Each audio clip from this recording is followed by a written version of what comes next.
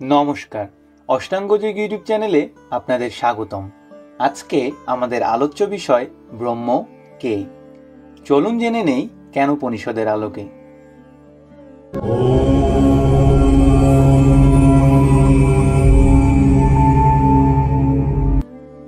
কেন উপনিষদ?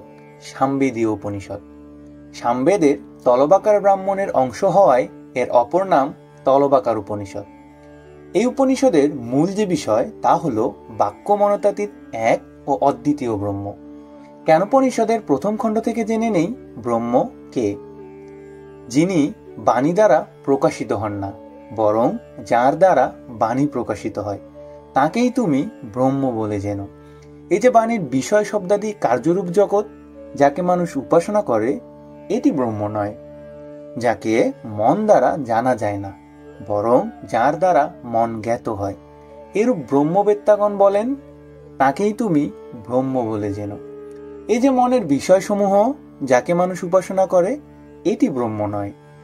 যাকে চক্ষু দ্বারা কেউ দেখতে পারে না, বরং যার সামর্থ্য দ্বারা সকল চক্ষু নিজ বিষয়সমূহ দেখে থাকে, তাকেই তুমি ব্রহ্ম বলে জেনো। এই যে চক্ষু দ্বারা দৃষ্ট মূর্ত জগৎ, যাকে মানুষ উপাসনা করে, এটি ব্রহ্ম নয়। যাকে শ্রবণেন্দ্রিয় দ্বারা কেউ শুনতে পারে না, বরং যার সামর্থ্য দ্বারা এই শ্রবণেন্দ্রিয় শ্রবণ শক্তি লাভ করে, তাকেই তুমি ব্রহ্ম বলে জানো।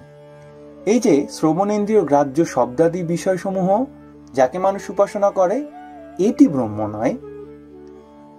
যিনি প্রাণের দ্বারা ক্রিয়াশীল হন না, বরং যার দ্বারা প্রাণ ক্রিয়াশীল হয়, তাকেই তুমি ব্রহ্ম বলে জেনো। এই যে প্রাণ বায়ুকে মানুষ উপাসনা করে, এটি ব্রহ্ম নয়।